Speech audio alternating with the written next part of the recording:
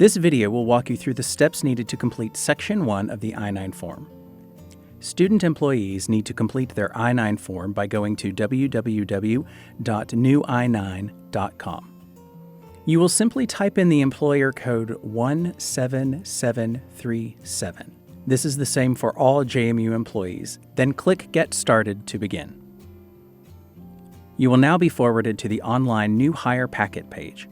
Select Student Employment under the Location section, unless you are an international student. If you are an international student, select International Program. If you'll be working in the learning centers, libraries, residence life, or UREC, select the appropriate location. Then click Continue. For this demonstration, we will be selecting Student Employment. The next page will welcome you to your employment center. From here, click on the Personal Information link. This page will ask you to complete your personal information. Input your Social Security number, then confirm it. If you have recently applied for a Social Security number, then click on Social Security Number Applied For. Complete your first name, middle initial, last name, and other last name used if needed. Your email address and telephone number are both optional. You will need to complete the date of birth field. Now you will need to enter your complete physical address. This should be your permanent home address and apartment number if applicable. Add your zip code, city, and county. State will automatically be filled in.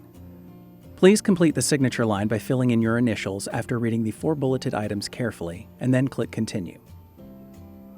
Next, you will complete Section 1 of the Employment Eligibility Verification form by entering your proposed employment start date. If you do not know your employment start date, this field may be left blank. Next, you will need to complete Citizenship Attestation by selecting one of the 4 following statuses. Complete the Preparer and/or Translator certification. If you are an individual completing this form, then click I did not use a preparer or translator. If someone translated this information for you, then please select a preparer or translator assisted the employee in completing Section 1, and then enter that person's information. Then click Continue. You will now need to verify that your information is correct and make any necessary changes. Once the information is correct, you will provide the employee's electronic signature by checking the box. Then click Continue. Your next step is to print and/or email your receipt code. At the bottom of the page is a list of acceptable documents.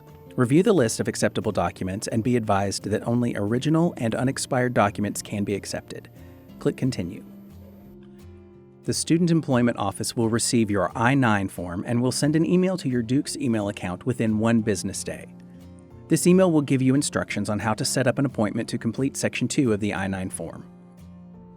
Please read and follow these instructions carefully. This email confirms Section 1 of the I-9 form was completed and received by the Student Employment Office. Reminder: student employees are not eligible to work until the I-9 process has been completed. A link to the list of acceptable documents is in the email as a reminder of the required documents. A link to view the student employment calendar is provided in the email. This is a view-only calendar and you will not be able to make changes. Adjust the view settings in the top right of the calendar and then select a date and time you are available.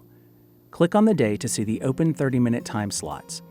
Choose an available time between 8 a.m. and 5 p.m. and respond to the email with your full name, student ID number, date and time of desired appointment, and the department you will be employed with. Student Employment will send a confirmation email to confirm your desired appointment time. On the day of your appointment, don't forget to bring your original and unexpired documents. Please go to the Financial Aid Office on the 5th floor of the Student Success Center and check in with the front counter staff. Your appointment will take approximately 15 minutes to process Section 2 of the I-9 form. The official start date that you may begin working at JMU will be given at the appointment.